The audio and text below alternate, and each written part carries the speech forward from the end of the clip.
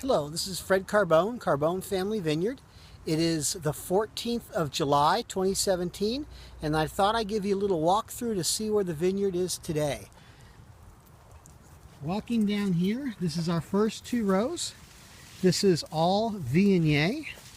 The Viognier has been cane pruned, so you can see all the grapes growing in clusters down below the foliage. I tend to leave all the leaves and all the shoots and everything with the Viognier because it gets sunburned very easily. So it's best if we don't have a whole lot of sun hitting the berries. So there's a lot of fruit. There's a lot of fruit throughout the vineyard this year. I think we're going to have probably more fruit this year than the last 2 years combined. So on both sides of me, we have our Viognier grapes.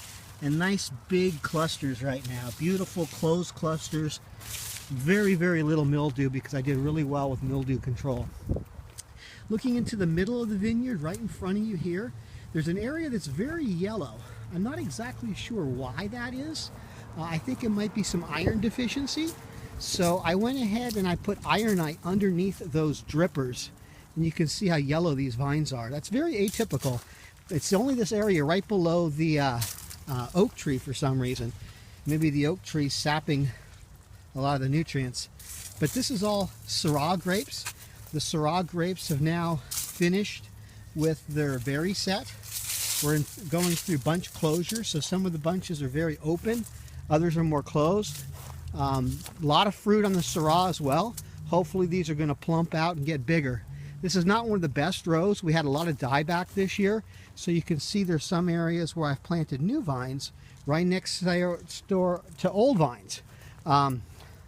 Maybe we'll have two going together. Maybe we'll pull out the old one if the new one's doing better. We'll see at the end of the year.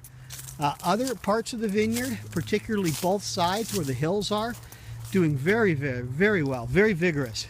Here again we have another row of Syrah. You can see all the clusters in here.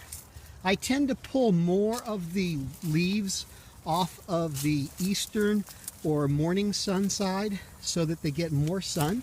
The fruit, of course, needs lots of sunshine and it needs lots of wind in order to allow it to ripen and not get mildew. Mildew, for the most part, is not going to be an issue from here on out. I've done very well with my mildew sprays, and we have very little mildew in the vineyard this year compared to last year. A lot of fruit too, so for those of you that have helped in the past and plan on helping this year, you're going to be working this year as we pick all of this fruit, making it into rosé and finished Syrah. A little farther on, got some more vigorous vines right here, all looking really good. This is probably the most vigorous row. I've been topping them, I've been hedging them, I've been doing everything I can to get them to slow down and start putting their energy to ripening the berries. And for the most part, they're doing that. A lot of times you can tell by looking at the end of the tendrils.